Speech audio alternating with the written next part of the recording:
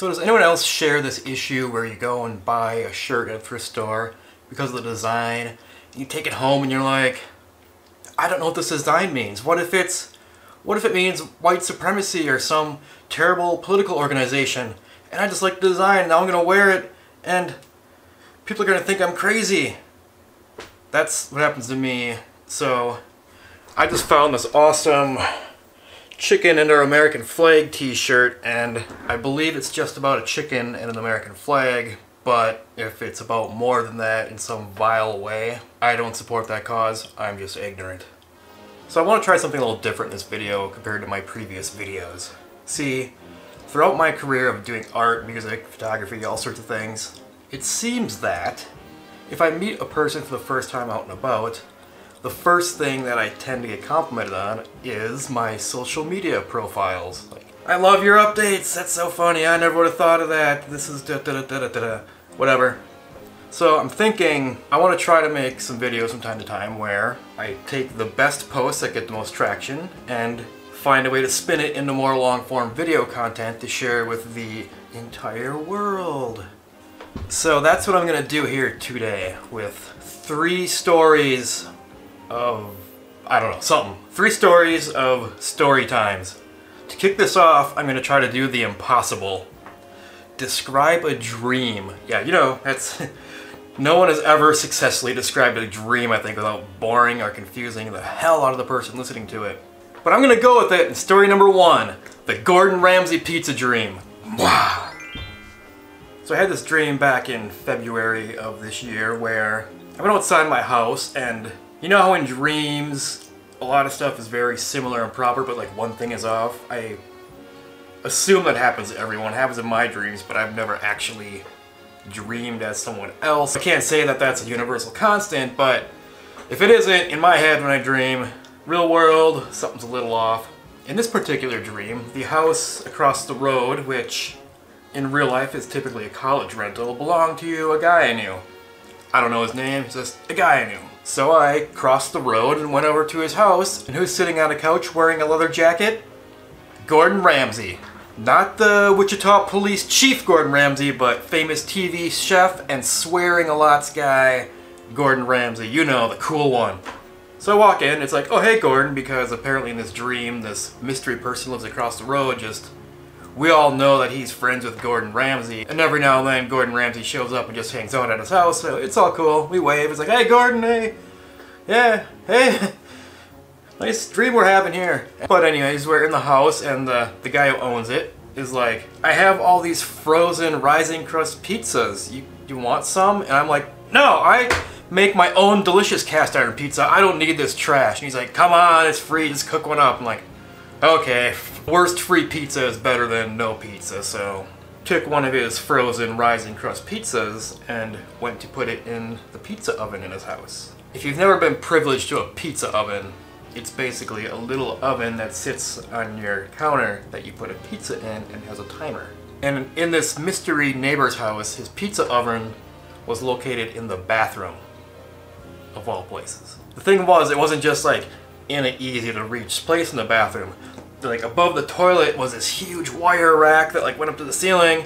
It was all full of like bins that are dusty, that had old makeup in it and stuff, that were just coated in years of shower dust. And the pizza oven is way up on the top shelf.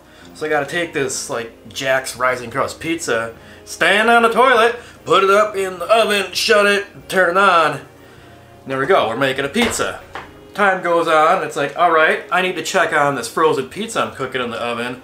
So I go back into the bathroom, get up on the toilet, reach up the pole, and like, half the pizza is risen, the other half is all soggy and wet, and then like, I fumbled it, and the pizza fell and like landed face down on the bathroom floor, and I was like, oh shit! I'm like, what is Gordon Ramsay gonna think about my pizza skills? So I'm worried about this, and the pizza's on the floor, dirty, half-cooked, disgusting.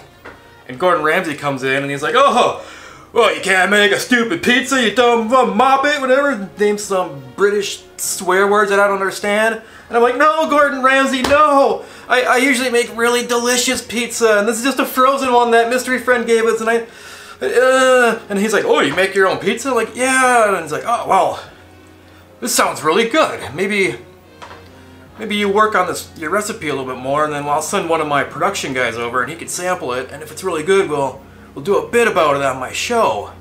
So I was like, okay, if you really think it's good, I'll trust your heart on this. I'm no TV chef. I don't really know. I just stole the recipe from the internet, but I'll go with it. And he's like, yeah, this will be good. This will be good. And he's like, you know what I really love about a good homemade pizza? And I'm like, what, Gordon Ramsay? And he's like, the scrum. I'm like, the scrum? He's like, yes, the scrum. I'm like, I'm not a trained chef or anything, so I don't know what you mean by the scrum, Dream Gordon Ramsay. So then Gordon Ramsay's like, well, the scrum, it's when you're making a pizza dough and you put like all sorts of various spices and stuff in it to give the whole base dough a really good flavor. I'm like, oh, the scrum, I didn't know it was called that. But I've been thinking about making a dough and putting a bunch of dill seed in it and calling it a dildo pizza. And then Gordon Ramsay goes, dildo pizza! Ah! And he laughed so hard it woke me up. And that's my Gordon Ramsay pizza dream. So the second story is more a tale of woe. Story number 2 is the heart-shaped box. So when I say heart-shaped box, yes, I do mean the Nirvana song from the In Utero album, which I'm not going to play a clip of because YouTube will shut that shit down. But anyways, the story of the heart-shaped box goes, I went to a restaurant that I occasionally go to for food, because that's what you get in restaurants. Walked in, sat at the bar.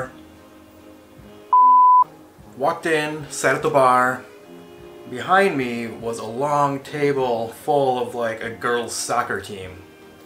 Talking 10 to 12-year-olds. And since it'd be really weird if there was like 15, 11-year-olds just out getting dinner, obviously their parents were with them. The server, I hear, goes up to them as they're getting ready to finish their meal and asks, would you like a box? Typical server question. And then, in response to that comment, I heard one of the parents say, a heart-shaped box? To which no one made any acknowledgement that he even said it. I might have been the only person that picked up on it, but I assume that the other parents there heard him and just ignored him. But here's the thing, he didn't want to get ignored. As I sat there, I'd hear him again be like, you hear that, heart-shaped box? Then no one would respond, and a minute or two later I hear him go like, heart-shaped box! Like he made this callback to 1995 and no one was accepting it, and it was just like, he couldn't handle it, and it would just go on, and like, the server would be like, here's your check, he'd be like, heart-shaped box? Anyone? Anyone? I said heart-shaped, my youth! I want my youth back with the heart-shaped box! To which like the wife and friends are just like, Jared, just stop, okay? Like inside, because they didn't say anything. No one acknowledged that he said this once. Like he's looking people dead in the eye being like, heart-shaped box, and then they would turn and look away. And it's really kind of awkward. It went on, like eventually it stopped. And I was like, okay, he's accepted that no one will acknowledge his mid-90s grunge reference. His youth is over. He can go home and just be sad at turning old. And then like as they're escaping and as they're actually getting up and leaving and walking out the door, I hear one more time the guy, heart-shaped box? That was it. This dude really wanted his peer group and a group of 12-year-olds to know that he listened to grunge 25 years ago. To this day, he's probably walking the streets going, heart-shaped box, heart-shaped box, heart-shaped box! This is the best humor I've ever come up with and no one will look at me and acknowledge it. Okay, that's that story. Story number 3 is possibly a tale of horror. It's called The Rains of 2021. So The Rains of 2021 is about a comment I saw on a Facebook news article that has left me shook.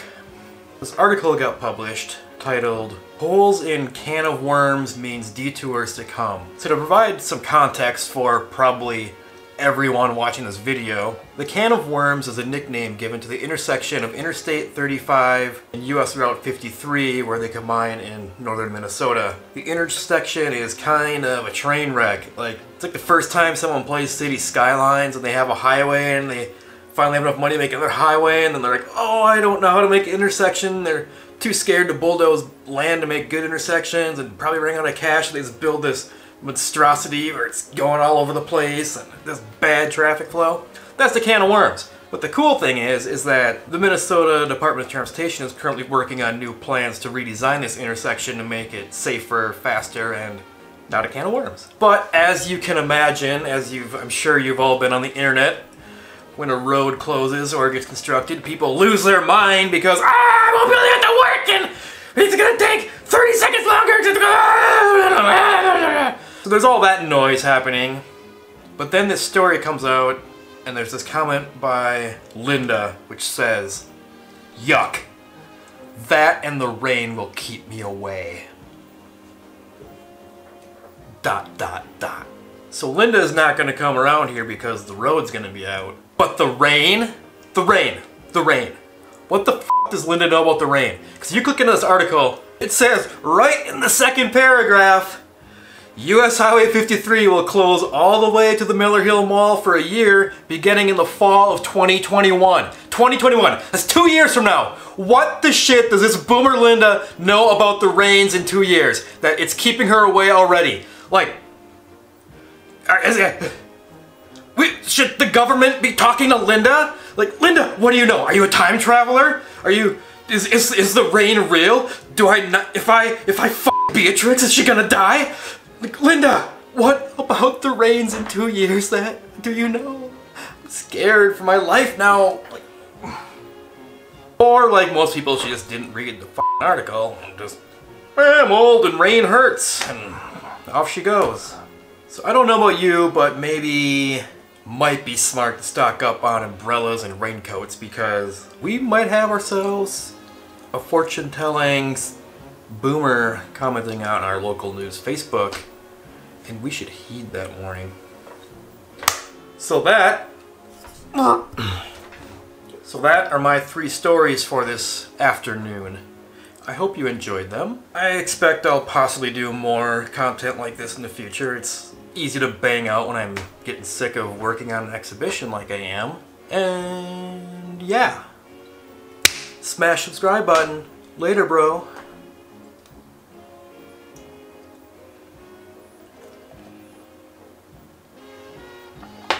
Oh.